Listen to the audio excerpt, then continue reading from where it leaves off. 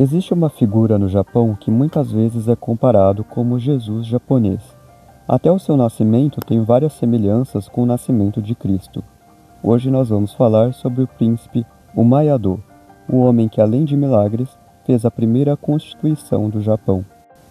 Quando o príncipe Umayado nasceu, o budismo ainda não era uma religião no Japão. O seu avô, o imperador Kinmei, foi o primeiro imperador japonês a receber uma estátua budista da Coreia. Mas como os japoneses já tinham uma religião, o shintoísmo, ele decidiu não se converter, mas permitiu que um templo fosse construído no Japão. E a história desse templo eu também já falei aqui no canal, então você pode ver se inscrevendo. Mas como esse templo foi destruído pelo clã Mononobe, que era contra o budismo, quando o príncipe nasceu, não existia nenhum templo budista no Japão. O seu pai, o imperador Yomei, foi o segundo imperador japonês a receber uma estátua de Buda, mas assim como o seu avô, ele decidiu também não se converter, mas permitiu que um templo fosse construído no Japão pela segunda vez. O problema é que os Mononobe novamente destruíram o templo. Nessa época, o príncipe tinha cerca de 12 ou 13 anos, e quando seu pai ficou doente, o príncipe ainda era muito novo para assumir como próximo imperador. Antes do seu pai morrer, ele fez uma promessa, que caso ele sobrevivesse, se converteria ao budismo e permitiria a construção de outros templos no Japão. Só que ele morreu antes de se converter, e o príncipe, ao ouvir essas palavras do pai, decidiu também se converter ao budismo e a dedicar a sua vida para espalhar a palavra de Buda pelo Japão. Quando seu pai morreu, o príncipe tinha 2 tios e uma tia que eram irmãos de seu pai. Um desses tios era chamado de Anahobe, e ele tentou invadir o palácio enquanto o corpo do seu irmão ainda estava sendo velado para ocupar o trono. Mas diante do caos que ele causou na corte, os outros clãs se juntaram ao clã Soga ao invés dos Mononobe, e os Soga apoiavam o budismo. Com o apoio dos outros clãs, o clã Soga decidiu escolher outro tio do príncipe para ser o novo imperador, e ele ficou conhecido como Imperador Sushun. Agora que os Soga tinham o apoio da família imperial e de outros clãs, eles passaram a reconstruir um templo budista no Japão. Mas os Mononobe ainda não tinham desistido de tentar impedir que o budismo entrasse no país. Então eles atacaram o clã Soga, levando a famosa Batalha de Shingisan no ano de 587 d.C. Nessa batalha, um dos presentes ao lado do Soga era o filho do imperador morto, o príncipe Umayado, que tinha cerca de 13 anos. O príncipe fez uma promessa durante a batalha, que se eles ganhassem, ele construiria vários templos budistas no Japão, e para provar a sua promessa, ele esculpiu uma estátua com 4 lados, representando os 4 guardiões do budismo. A batalha acabou com a vitória do Soga, e portanto também permitindo que o budismo entrasse no Japão. O problema é que os Soga tiveram a síndrome da vitória e passaram a querer transformar o imperador em um fantoche e controlar todo o governo japonês. Quando o imperador se recusou a ser apenas um fantoche, os Soga mandaram um assassino e mataram o imperador Sushun. No lugar do imperador morto, eles decidiram colocar no trono uma mulher chamada Suiko, que era irmã do imperador anterior, porque achavam que seria mais fácil controlar uma mulher.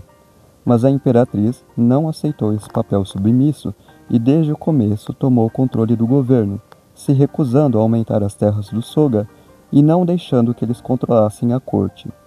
Mas a imperatriz sabia que o budismo era importante para fazer a diplomacia com a China e permitiu que um novo templo fosse construído no Japão.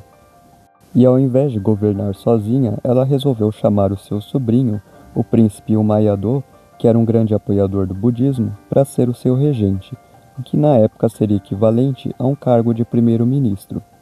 E cumprindo a promessa que ele tinha feito na adolescência, o príncipe passou a patrocinar a construção de outros templos budistas no Japão. Um desses templos existe até hoje, e não apenas é o templo mais antigo do Japão, mas também a estrutura de madeira mais antiga do mundo.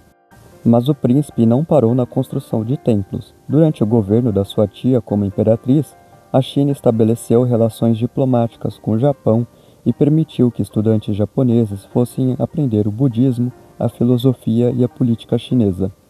Com esses novos conhecimentos, o príncipe Umayado decidiu que o Japão deveria também adotar o modo de governar dos chineses, e para isso o Japão precisaria de uma constituição. O príncipe Umayado, então baseado no budismo e na política chinesa da época, fez a primeira constituição do Japão, que tinha 17 artigos, chamada em japonês de Jyushijo Kenpo. O príncipe Umayado também teria criado o nome do Japão atual. Antes dessa época, os japoneses chamavam seu país de Wakoku, que era um nome dado pelos chineses. Mas esse nome tinha um duplo sentido, significando tanto país da harmonia quanto país de anões, já que para os chineses, os japoneses, além de terem uma estatura física mais baixa, também tinham uma civilização menos desenvolvida. Os japoneses obviamente não gostavam desse nome, e o príncipe Umayado decidiu então dar o nome do país de Nihon, que significa Terra do Sol Nascente ou a origem do Sol, que é o nome do Japão até hoje. Além disso, existem várias lendas e supostos milagres relacionados à vida do príncipe Umayado. A primeira delas é que ele teria nascido já sabendo andar e falar. Além disso, existe uma história muito similar ao nascimento de Cristo, no qual o príncipe Umayado teria nascido em um estábulo. Daí vem o seu nome. Umayado, em japonês, significa porta do estábulo. Ele também teria nascido com a mão fechada e durante meses não abria essa mão, até que um dia, quando abriu, havia uma joia.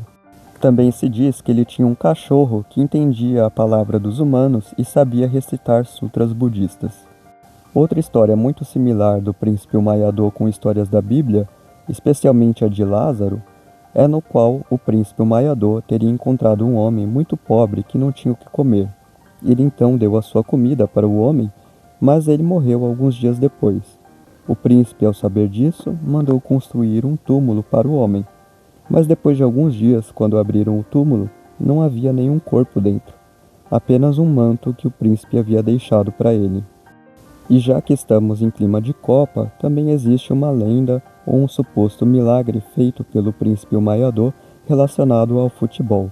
Mas isso fica para um próximo vídeo em que eu vou contar a história do futebol japonês e como na época dos samurais já haviam torneios e campeonatos de futebol.